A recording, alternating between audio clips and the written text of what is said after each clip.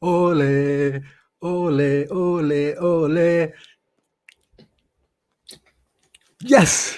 To the final we go. Wembley, here we come. Well, we're already at Wembley, so we might as well just stay there because, yes, guys, Italy are going to the final, defeating Spain on penalties, at penalties, whatever, however you say it. It's been such a crazy night. It's been a long ass night. These guys have made us suffer right to the end, but we got the result in the end. And it was, once again, got the result right. 2-1 to Italy. I said it could go to extra time and penalties, but my God, that midfield battle we talked about, it didn't turn out quite as we wanted. I think Spain definitely won that midfield battle, didn't they, guys? We can say that quite easily, that midfield battle we hyped up was won by Spain, but it doesn't matter. The the catenaccio, the shithousery, just getting over the line. These guys just did the business. And Jorginho, guys, Jorginho, the man that you want to take your fifth penalty, the most important penalty, and quite rightly, Mancini put him in that spot after Alvaro Morata, all gassed, came on, scored that nice goal, and then missed the all-important penalty. Gigio Donnarumma coming up trumps, guys. Once again, Gigio Donnarumma.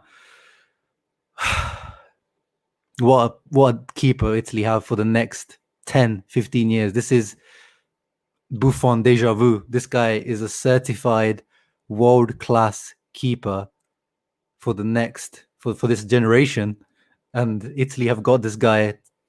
If he doesn't move stupid, if Mino doesn't ruin him, if he stays serious about his career with his mentality, this guy is gonna go.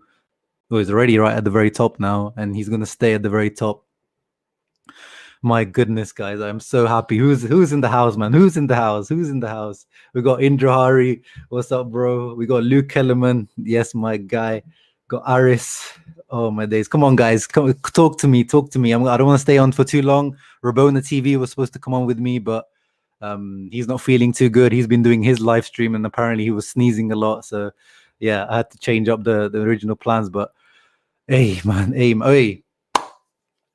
man, that Dani Olmo, he was on some Gasperini Atalanta juice. Like, how the hell was that guy still in the 110th minute? This guy was taking on players. You like Toloi came on to be the defensive rock solid, and this guy was getting spun up by Dani Olmo in the 110th minute, getting booked. But yeah, that guy was very impressive in this match.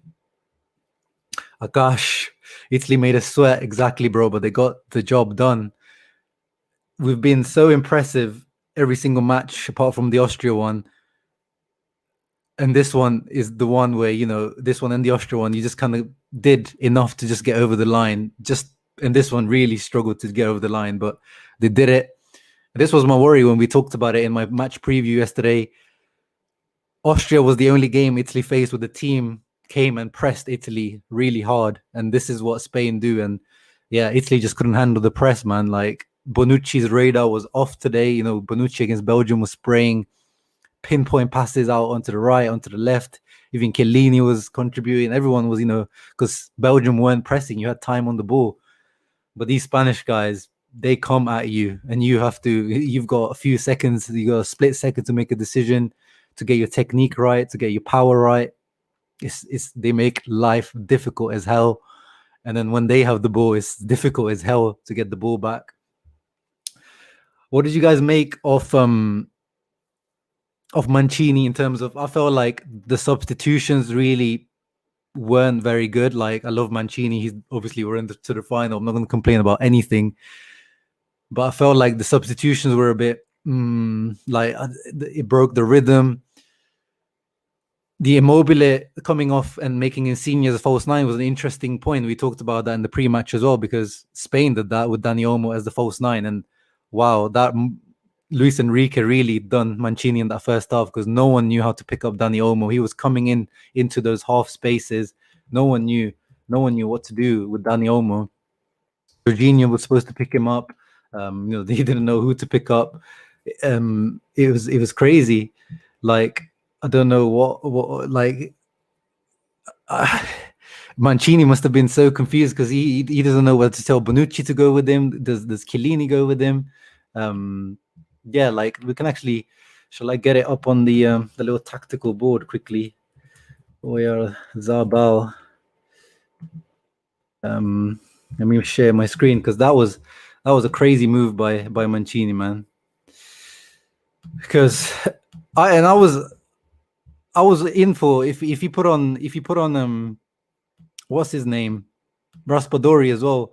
You see here like Oyarzabal and Ferran Torres, and Dani Olmo was coming here, but Jorginho didn't know whether to go with him or Chiellini should go with him. He was just picking up these spaces in behind Jorginho and in front of Chiellini and Bonucci, and the amount of space that he got was crazy. He got so much joy, and Italy, like Immobile, just could not get involved once again. There was a couple of times where he did it right, but once again, his technique, his touch is just not good enough. It's just he just can't get people involved into the game, and it didn't work. Emerson, I was impressed with. Obviously he didn't do what Spinazzola has been doing, but I was actually impressed more than I expected from him. And this is what I was saying, I'm confident with anyone that Mancini puts in because the way he's built this team, everyone just comes in and does their job. So I'm really happy with how everyone performed. Kuro Black, all love from South Africa, all love from here, England. Ahmad almost got hard to tell with us. Bonucci stepping out. Hey, I know, and I keep saying this, I know as Inter fans we got to slander Juve players, but Bonucci, he has a history of missing penalties, but as a centre back, he's very technical and he's very good at penalties. The one I was actually worried about was Locatelli when he first got up because you could see he was nervous, and Bernardeschi. But credit where it's due, Bernardeschi took probably the best penalty of the whole shootout, like top right hand corner, no chance for Simon. Really, really good. Shouts out to him, man. Like I was not happy when he came on, but once again, we don't really have that much choice when it comes to attacking. I think Mancini played his substitutes a little bit too early, in my opinion. And yeah, Akash, great point. These are the kind of games where experience shows through. Both teams not really full of experience when you think about it, apart from Chiellini and Bonucci. As I was saying, this Italy team doesn't have much of a winning mentality or big tournament, big game mentality. Same with Spain. There's only really Jordi Alba, Busquets, a few other players, Thiago. There's not that many players. Morata. There's not that many players that have played in big tournaments, big match experience, finals, semi-finals. Not many caps. The Spain team. I was reading something that Jordi Alba and Busquets take up like 60-70% of the current team, the caps. So they have like 300 or something altogether, and like 180 of those are like from Busquets and Alba. So, and with Italy as well, Chiellini and Bonucci are just, those stalwarts with 100 plus caps. And then you got everyone else, which is, kind of working up on experience. So, yeah, man. Oh, I'm so drained. It was such a draining experience watching that match. Yeah, and that's another change that Indrari mentioned, like the Toloi change. I think, yeah, it was too early, and it wasn't even the right change. I don't know why he put Di Lorenzo out on the left hand side if he's not good with his left foot at all. Like that's where I think you could have brought in someone like Bastoni, and I think Bastoni would have provided a little bit more on the ball because Chiellini and Bonucci today, their radar, as I was saying, their passing radar was off. Someone with a nice left foot, someone with nice passing angles like Bastoni, I think would have been useful. And this is not me being into bias. I just think Bastoni's technical ability on the ball today would have been really useful. So I was, that's another substitute where I wasn't sure about. Pessina coming on as well. You're pretty much gifting them the midfield then because you're losing, if without Verratti, Barella, and you kept Jorginho. Once again, Jorginho, man, playing every single minute. Like this guy needs a good rest after this tournament because this guy's been playing so much. But Pessina's not a very technical midfielder, so you're gifting the midfield. Well, we lost the midfield anyway with Verratti and Barella. Then you bring on Locatelli and Pessina, so you lose a little bit more there. So you just couldn't. You literally gave them all the possession. Yeah, Locatelli just looked like he was. This is what I'm talking about. There's levels to the game, guys. Like Locatelli, this is this first big tournament. From Sassuolo. They're a decent team, but this is where, you know, you build these kind of experiences, and hopefully he takes that on. You know, that penalty miss is not a big deal in the end. It didn't cost us anything. Fair play to him for stepping up first as well, which takes a lot of balls, a lot of character, cojones. But yeah, he did not look good. Alexander, what's up, bro? Even for a non-Italian, was nerve-wracking. Yeah, imagine for me, man. It was crazy. Me and my dad were just there, nail biting, and don't want to go through that again. I don't want to go through that again. But this is what football is all about, right? Yeah. Once again, spot on, Alexander. He's been pretty much flawless, Mancini, throughout the tournament, but I think the substitutes today just didn't hit the spot. It got the job done, but it doesn't mean that you can't be critical of what he did. It worked, but probably, I think, in my opinion, it could have worked a lot better with other choices made. Morata missing was so obvious. I don't know. I thought, you know, he had the confidence of scoring the goal, but that's Morata, man. This guy, he's like the best worst player ever. Like he's really bad, but at the same time he's really good. Like you just don't know what he's gonna get with Morata. And yeah, Gigio. Yeah, that was not actually Gigio. It was a good save, but it was actually not really. It was not a good penalty. It was the worst penalty of the. Well, actually, Dani Olmo's was definitely the worst, but Morata's was a close second in terms of the worst. It wasn't in the corner. It wasn't powerful, just soft, and that it just kind of sums up Morata, doesn't it? That's the type of player he is a lot of the time, just a bit soft. It just feels like he misses that killer mentality. He could be a really good player if he had a killer mentality, if he had some sort of form of, you know, grinta in him, but he just doesn't seem to have it a lot of the time. Yeah, whoa, but guys, I don't wanna go all in. Obviously, I slandered Immobile last match because everyone was doing it, and it was quite right. But Barella, this might be one of the worst games I've ever seen him play. Like he was losing so many silly balls, like technical mistakes. Not, you know, it's fine when you get a pass wrong where, you know, you overhit it or you underhit it, but you know, he was getting. There was a few ones where he should have, you know, the referee should have called a foul. Like he was actually fouled, but some of the touches and passes he made were just not good. There was a couple of touches or passes that led to Spain scoring chances. You know, I think 2 or 3 I can remember quite clearly. One really big one. Yes, you know, it might be a little bit tired. He's been playing a lot. We've talked about that. He doesn't look the same, but the Belgium match was, you know, he was my man of the match. But here today, it might be my flop of the match. You know, him and Immobile were just not good at all. We won, but it's not a great game from Mancini. I agree, Jacob. But yeah, let's not focus too much on the negative. Let's keep on the positives. As mentioned, yeah, these guys are not great. Sport 231 coming here with a hater, the Spain fan coming in. It's the Champions Luck. Well, I'm not gonna say Champions Luck, but this is the luck that you need in the tournaments, in big games. So we'll take that luck. Morata's too nice for a striker. Yeah, that's a good point. That's a little bit like what Lukaku was before Antonio Conte got his hands on him and molded him into what he is today. He's just lacking that. Just that little bit that, you know, could take him to the next stage. Morata's a technical magician. See why you want to keep him. Hey, they paid 10 million to renew his loan, so good luck to them. Oh, Chiesa, we completely forgot to mention. We can't mention Chiesa before going off. What a goal!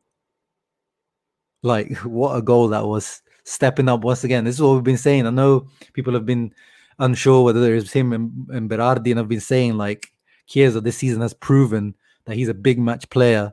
He stepped up for Juve, even though he's not supposed to be their main player this season. And he's done it again for Italy today. What a goal that was. And then Berardi came on. Berardi was good as well, but he should have got that second goal. He should have that curling shot with his left foot. That's his bread and butter. As Sassuolo, we see him scoring that goal so many times, but it was so central. But hey, as I said, I don't want to focus too much on negative. Who are we giving the man of the match to, guys? Give me your man of the match.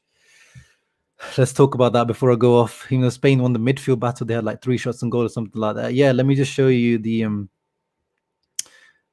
stats. And this is what we talked about in the pre-match. You know, Spain, every single match that they've played this tournament, there's been the same story. Lots of possession, lots of shots, but are they really that incisive? yes, there was a couple of chances where Oyarzabal got his touch wrong, so that didn't count as a shot. But that was pretty much 1-on-1 if he got that touch right, and then Koke got Oyarzabal again through on goal at the header. He didn't touch it, so I would put those two. There should be 2 shots on target there, really and truly. But yeah, when you look at it at the end of the day, 16 shots compared to Italy's 7, but only 5 on target to Italy's 4. And Italy were dangerous on the counter attack a few times. They could have had more as well. Italy, 29% possession, 71%. As I said, that hyped up midfield battle was definitely lost. You can't do anything. This is what these guys do. They've been born and bred to do this, to dominate possession, to not let you have a ball, to press you, almost tripling the amount of passes. Crazy, man. But yeah, at the end of the day, tiki taka, pipi papa, whatever you want to call it, tupi pupi, it didn't work. It didn't work. Donnarumma, Chiellini, everyone stepped up, man. Yeah, let's see who everyone's going for. Chiesa man of the match. Chiesa man of the match from Ahmad. Hey, Anthony, come on, let's go. My guy. Andiamo Adri. Chiellini is a cold-blooded villain, smiling assassin. Yeah, man. Too sexy to call man of the match nowadays. Man of the match, Donnarumma, Chiesa, Insigne in that order. Oof, yeah, Donnarumma is a good shout as well. Oh, Pedri, man. Pedri.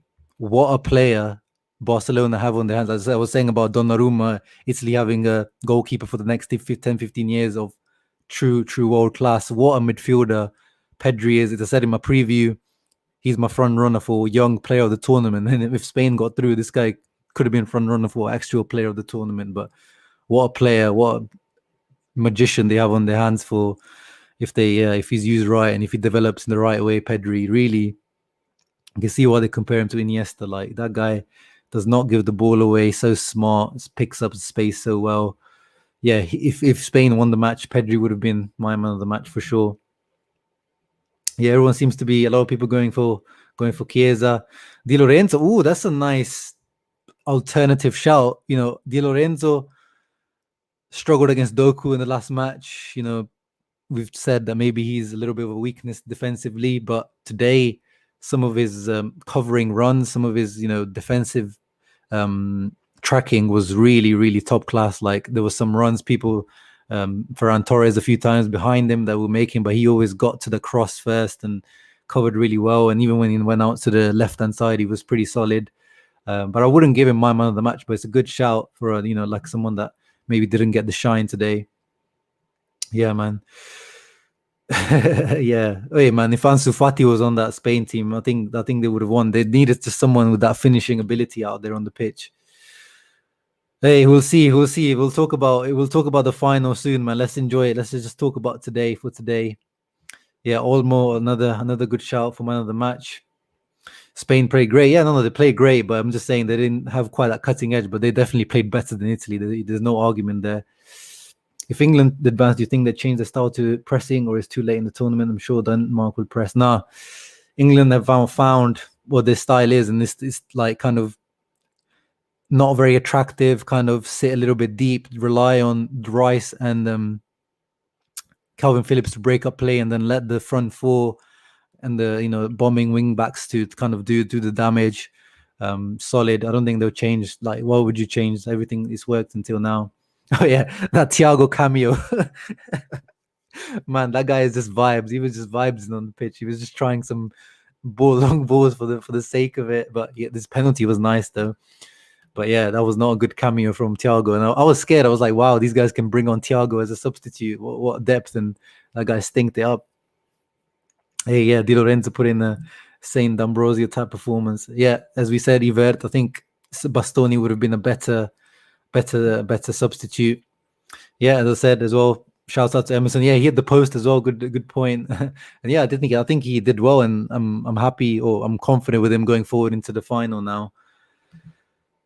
Yeah, everyone going for Chiesa. Let me see who scored is saying. Let me have a quick look who scored is saying. I probably would give it to Chiesa as well. When you think about it, like in terms of his running, his defending as well. Yeah, it looks like they gave him 7.4. Oh no, they actually gave it to Jorginho and Bonucci here. I guess with Bonucci, They I wouldn't give it to Bonucci. I think too many misplaced passes today. Who had the most dribbles completed? Ferran Torres. Who had the most aerials won? Giovanni Di Lorenzo. Yeah, very nice. Who had the most tackles? Chiellini. Very nice. Dani Olmo most dispossessed, but he also, was really, really, really good. Rodri, Pedri, Pedri had 97% pass accuracy. Crazy numbers, man. Yeah. Let's give it to I'm gonna give it to Jorginho.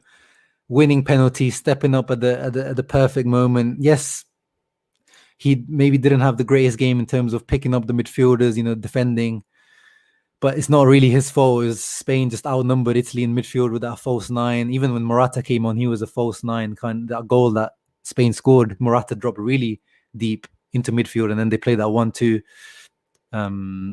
So I'm going to give it to Jorginho, man. Jorginho for me is my man of the match. I know everyone's saying Chiesa, but for me it's Jorginho. Chiesa ran out of steam quite early on, and then you didn't really see him after the goal, to be honest. Rafinha's better than Thiago. Hey man, this Inter, the guy played for Inter for 6 months. Inter fans is too funny. You guys are too funny, man.